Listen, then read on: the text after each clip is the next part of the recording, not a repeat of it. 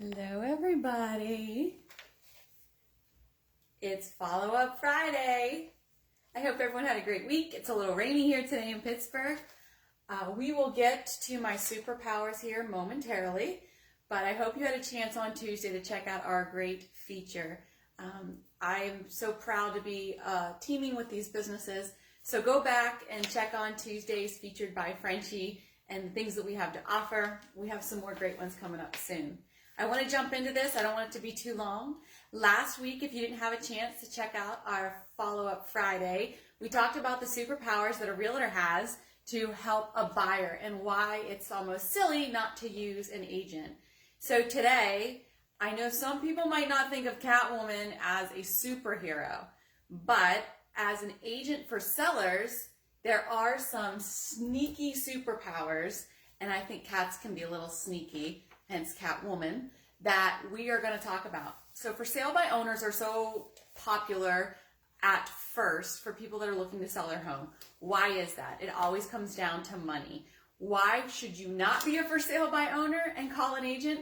We're going to go through some statistics and some reasons. The biggest issues are money, time, facts, and stats. Most people that want to sell their home on their own, it always starts with the money. It starts with the idea of the commission, and they want to save that commission.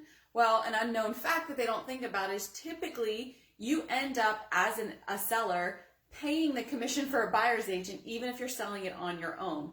So why wouldn't you want to pay your agent and be represented, not just the agent for someone that's coming in with a buyer? It's almost common sense that you should be represented and putting your money there. The other side of that is when you use an agent, you have the opportunity to sell your house for more exposure. So the likelihood of you actually saving money is not really there. The irony will be spending the money on an agent will get you more money for your home. So putting money out gets you more of a return. So that's why you need to sell with an agent. Let's go over this. Most agents still have to use commission. That's what I just mentioned. 28% of sellers used an agent because they didn't have the time or energy to sell. There is a lot of time, effort, energy, documents that go into selling your home. A lot of people think, okay, we're just going to put a big for sale sign in the yard like a yard sale, and we'll see what happens.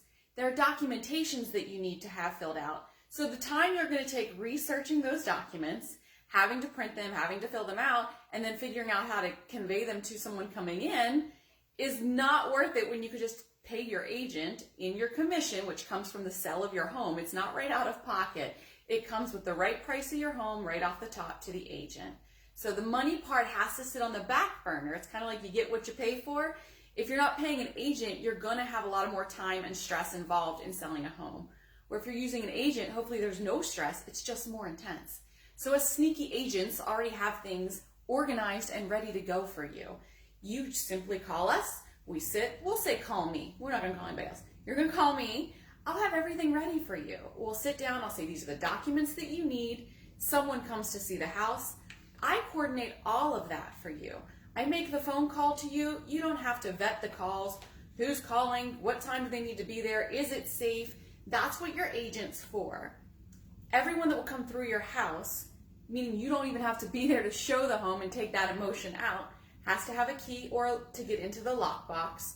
So that's why you kind of want to jump on that bandwagon. There is so much benefit in taking time to just hire a realtor, so we can take the time from you to do that. Fewer agents or fewer offers actually come in unless the property is listed. How about exposure? There are reasons that agents have a license. This is a business. This is a career. When we list your home, you go onto realtor.com. You go on to Zillow. You go on our private sites, whether it's RE/MAX Select or RE/MAX in general, I guess. There's Coldwell Banker, there's Howard Hanna. There's the multiple facets of different agencies that you'll go with that your home will be listed on because you're working with an agent. So I, as an agent, have fees and things that I pay into to make sure that I'm doing the right things to sell your home, the right exposure. By hiring me, you're not just actually giving me a paycheck, okay? And that's what you have to get out of your head. You're actually getting the opportunity to expose your home to everyone that's looking. Instead of paying a direct fee, maybe to one of those websites that you actually have to buy in to use, you're actually going to have your fees out of a commission paid to the realtor. So your exposure of your home is out there just because you hired an agent, and you don't have to go on and vet anybody that's contacting you. That's for me to do. 74% of sellers would use that same agent. So that's what I hope as a realtor, right? Not that I just have the opportunity to sell your home, that you get the exposure that you need, you have a really good process, you get the monies that you're looking for your home. But it was such a good experience, such an easy experience, that you come back to me or you refer me. That says a lot. That says that it was worth the time, it was worth the effort to sit down with an expert, someone that's been in this field, and hire that agent to take off that pressure. There's 3 major issues for sale by owner, and we keep coming down to the money, right? And that's a big part of selling the home. That's the big concern. That's the negotiation. So pricing your home is actually something that people don't put a lot of effort into. They say, oh, the market's good. That house over there is 4-bedroom. Mine's a 4-bedroom. There's a lot more that goes into pricing your home. That's, again, where your realtor comes in, such as myself. So you want to do comps, but it's not just bedroom size and how many bathrooms are out there. It's also based off what's the condition of the home, what's the age of the home, what's the location of the home. And then what we would say is called a comparative market analysis. We pull the homes from the area, not just what they've sold if it's 10 years ago, what have they sold for today, the last 6 months, and do an accurate evaluation. You might be trying to save that commission and not price the home correctly and thinking, oh, well, I can't pay the commission, or I have to spend more pricing the home to get the right amount of money back, so I have to pay commissions, and that's not true. If you price your home correctly with a realtor that knows the market, you're not overpricing your home, which is a major no-no. You're going to have to reduce, and then people are going to think there's something wrong with the home. And one day soon we'll talk about conspiracy theories with the house, right? That you cause a conspiracy theory that something's wrong with the home. No. Unfortunately, you just overpriced your home. As an agent, someone with experience, I will take your opinion on what you believe your home is worth. But I'll also then prove to you the facts of why it is worth what it's worth. Completing the paperwork. I mentioned this in the beginning. There is a lot of paperwork that needs to be done with selling a home. A seller's disclosure is all the nitty-gritty about your home. Did you print that document off? Do you know that? When you fill out the agreement of sale, I work with for sale by owners as a buyer's agent. Quite often, actually, if there's someone out there, I've actually started working with them, and then they want to work with me on the return, and we end up selling their home with myself instead of just continuing to be a for sale by owner. So the paperwork with just simply receiving an offer.